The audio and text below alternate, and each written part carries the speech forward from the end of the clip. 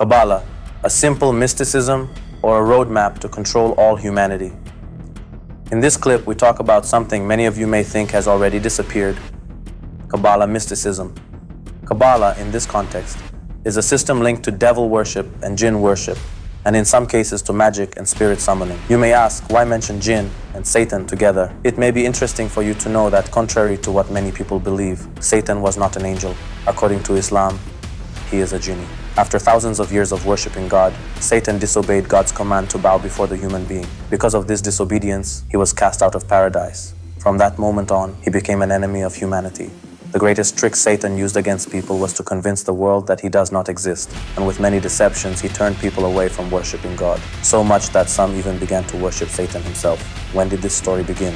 From the moment humans arrived on earth, some people tried to connect with non-organic beings, because many did not truly understand religion. They took Satan and the Jinn as objects of worship. Since ancient times, shayateen claimed certain natural events as their own work. When eclipses, thunder and lightning, floods, and similar events happened, they quickly made up stories. For example, one would claim, "I am the god of thunder and lightning. This is my work." Priests who were in contact with these devils would ask, "What should we do to stop this? Since the first demand of the devils is human sacrifice." They answered, "You must offer a sacrifice." So, whenever a strange natural event occurred, they painted human bodies blue and sacrificed them to please those devils, according to their belief. Why blue? Because one of the secrets in this belief system is the blue jinn. These people had many different gods, such as the god of the moon, the god Thoth, the god of the sun, and others.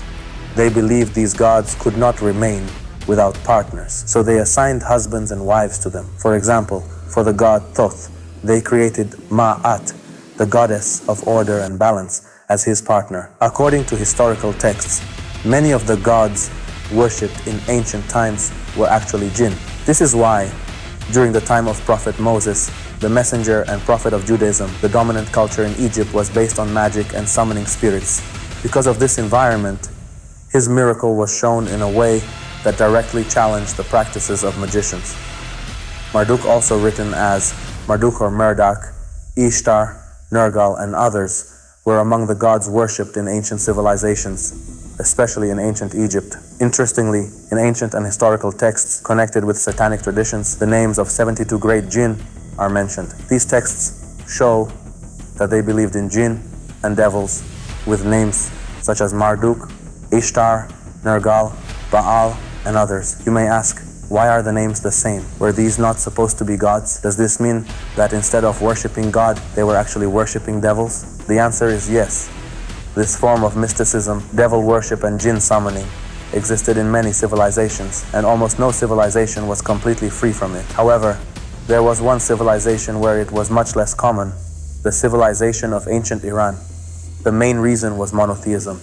Because many ancient Iranians believed in one god, there was little room for devil worship, which is essentially the worship of jinn. The relationship between humans and jinn is a relationship where, in reality, the human becomes controlled, even though he thinks he has controlled the jinn. The pyramids of Egypt are considered very sacred by spirit summoners and satanic practitioners because they believe they can communicate with jinn there. Kabbalah teaches that a single universal energy and consciousness rules the world, and that humans must align themselves with this energy. According to this belief, if a person does not align with it, they will suffer harm. Kabbalah strongly believes in different forms of reincarnation, like Nask, Mask, Rask, and Fask. Nask means the transfer of a human soul into the body of another human.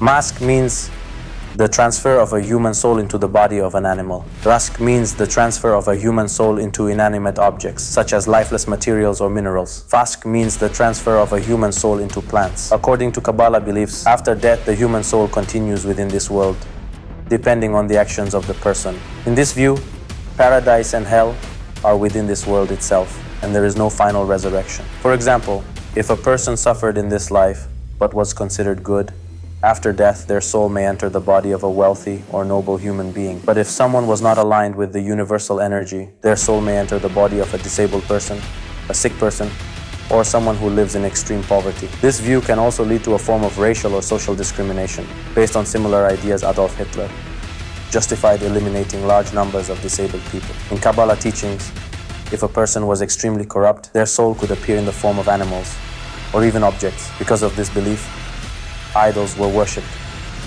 Some people believed those idols contained not only devils, but also the souls of certain priests or spiritual figures. But this raises clear contradictions. If a priest was a good person, why would his soul appear in the form of an object? That would mean he was not good. And if he was not good, why would people worship him? Contradictions like this appear frequently in Kabbalah teachings.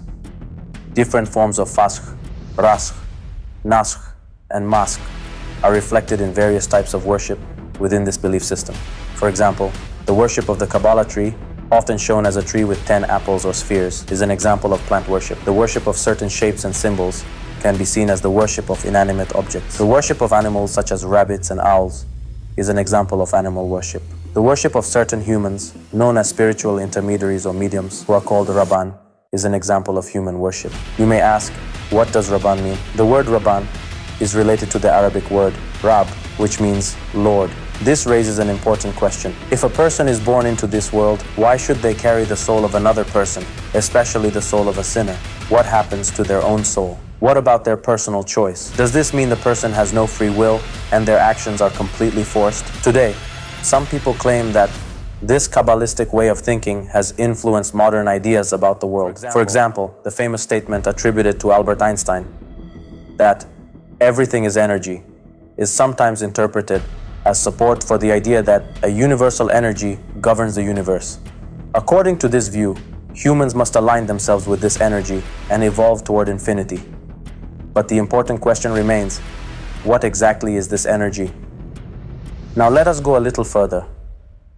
In Kabbalah, Abjad numerology is considered extremely important and sacred.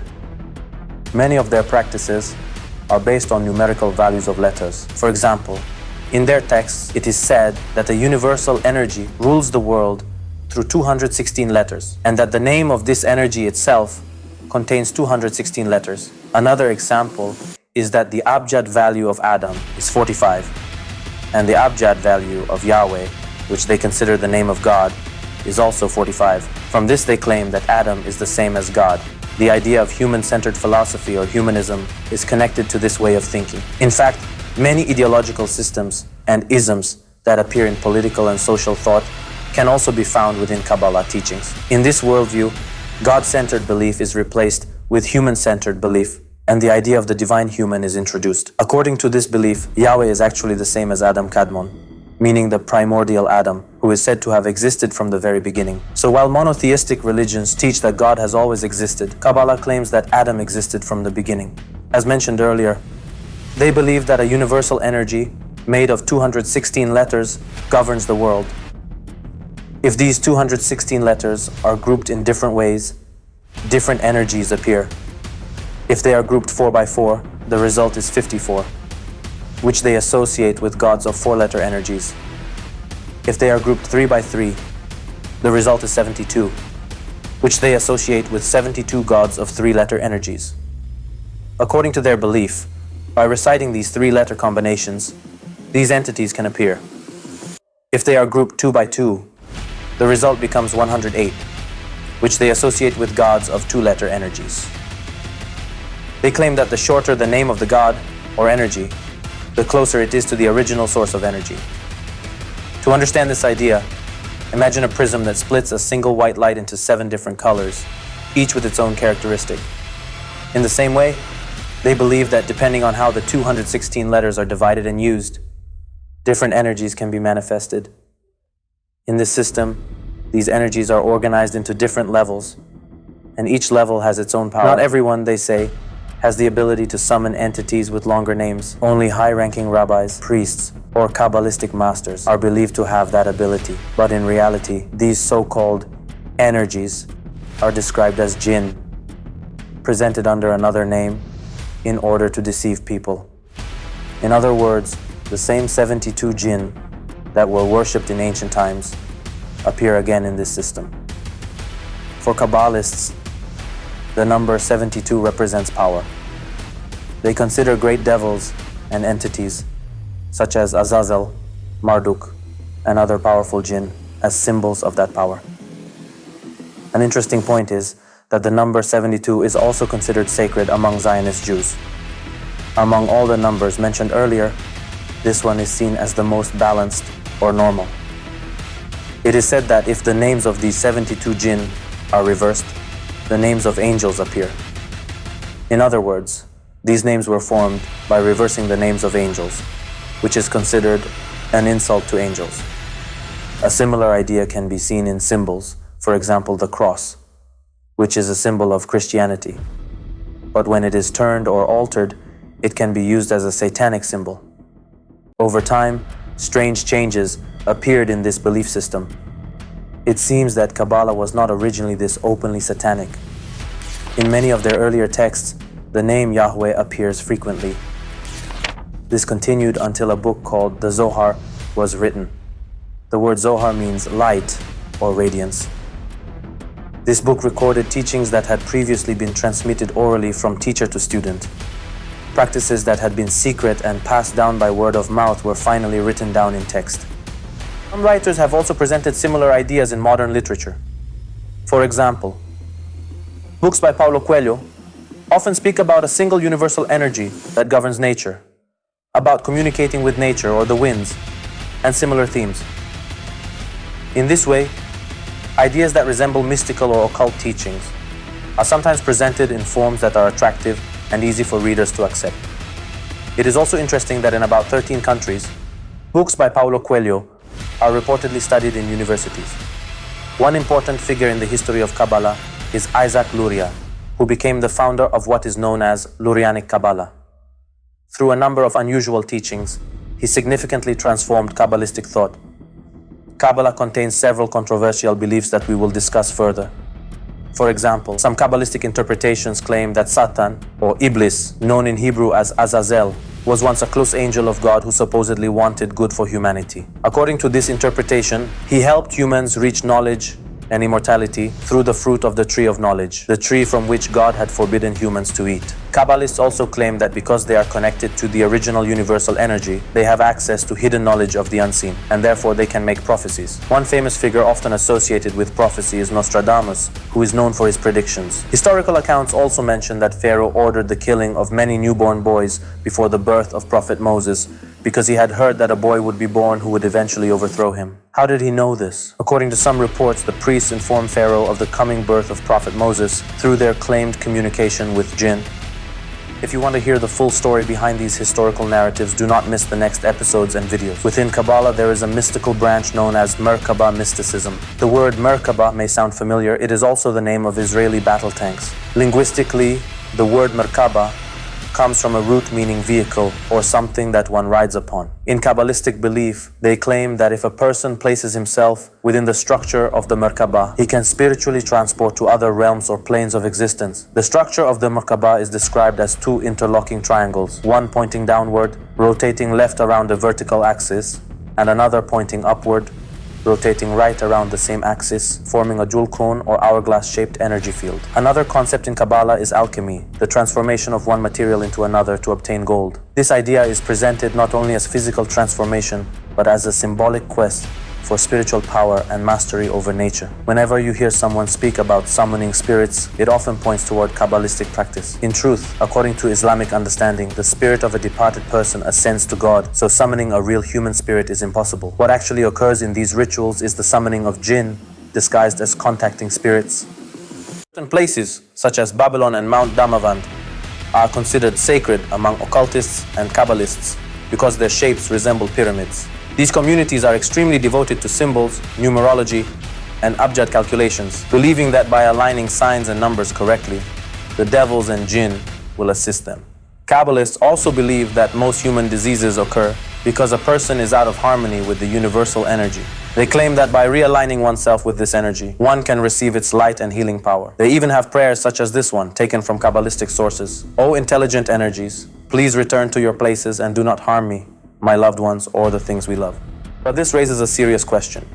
If such forces were truly merciful and divine, why would they need to be asked not to harm anyone? A striking example often mentioned is the death of Ariel Sharon, one of Israel's prominent Zionist leaders. After ordering massacres of Palestinians, evacuating the Gaza Strip, and building a massive concrete separation wall, Sharon eventually accepted a peace process. Many Zionists saw this peace as defeat. In reaction, Kabbalistic rabbis reportedly prayed for his death using the names of their gods. Within only a week, Sharon died.